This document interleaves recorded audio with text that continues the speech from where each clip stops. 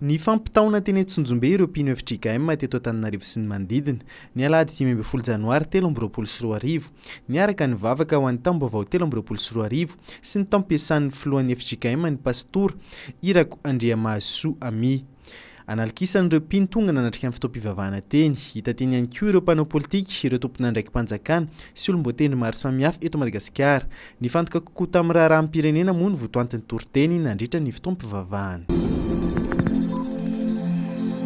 Fandresena mihezinezina no azon'ny Barea manoloana ny Black Galaxy any Ghana nandritra ny lalao voalohany natrehan'izy ireo tany Algeria tafiditra amin'ny fiadina ny tompon-dakan'ny Afrika amin'ny baolina kitra na ny CHAN ho Malalady.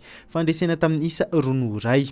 Baolina izay maty ny kolona Razafintranaivo teo amin'ny minitra faha 120 ary nampinitoko Olivier Andriatsiferana teo amin'ny minitra faha 20. Ny baolina tokana maty ny Ghana kosa indray dia nampidiriny Augusta Ogiapong teo amin'ny minitra faha 20.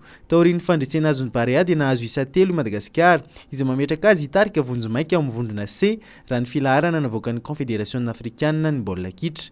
Mbola eo andalam-pandinana kosa ny vokatra teo amin'ny Soudan sy Maroc.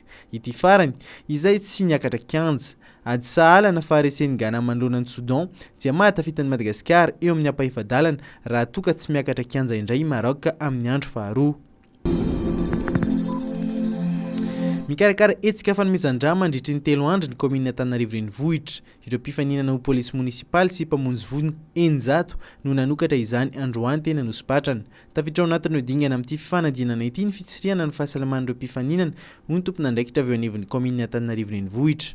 Ankoatra ny adinantsoratra izay efa natrehan'ireo ny sabotsy lasa teo.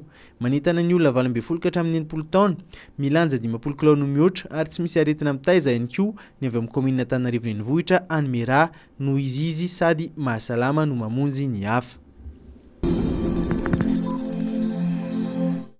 Olona 20 no voatsily fa mitondra ny tsimokaretina Covid-19 tamin'ny herinandro ny 7 ka hatramin'ny 13 janoary raha ny tontanisa nivoaka ministera ny fahasalamam-bahoaka omaly. Misa 770 ny fitiliana no tanterahina nahitana ireo tranga ireo. Feno 730 ireo marary izay manaraka fitsaboana ankehitriny ka 5 amin'izy ireo no ahitana tranga misy fahasarotana.